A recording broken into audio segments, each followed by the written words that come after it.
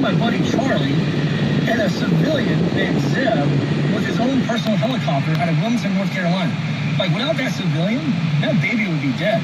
And the old lady we went and rescued after that, she'd be dead too because she had 1 day left of oxygen. No one was going to go get them.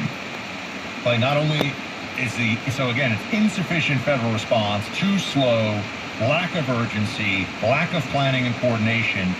They are getting in the way of local efforts. I'm reading, and look, it's tough to verify all this, and if anything that I say, we get contrary reports, but I'm reading that they're not allowing civilians to fly drones, little drones that have cameras on them to try to find people.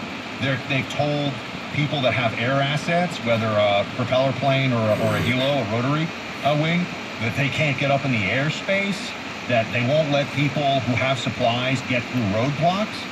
What are these people, what are these feds doing? It's a disaster. Obviously, the disaster of the flooding itself, but the federal government response, Buck, it's a week.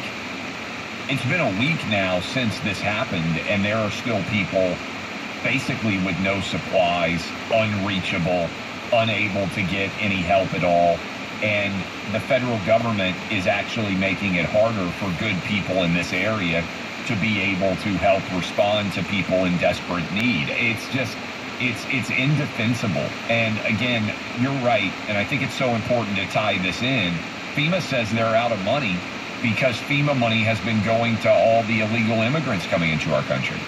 And this is a perfect distillation of America Last. I don't know if you've seen on social media, people have been putting Tennessee and North Carolina as if it was Ukraine on the map instead of Tennessee and North Carolina, and saying, hey, maybe then the federal government would care, as we've spent whatever it is, $200 billion plus on Ukraine and making sure that the people there are okay. We can't take care of the actual people in our own backyard that need the support and the help the most. And again, I think the analogy with Katrina ties in too. I mean, think about how the media covered George W. Bush over Katrina. This is, it seems to me, Buck, a bigger failure than Katrina, because Katrina at least was located in one particular area. It was awful, but it was easier to manage in some ways because it was right there. And the government got ripped to shreds. They're not even getting to the people in need yet. It feels, it stings particularly because the Biden administration, which isn't really even the Biden administration, it's just sort of this Democrat apparatus that functions irrespective of having no real leadership. We know Joe Biden's not really running the country in any meaningful way. We know that. He hasn't been for years.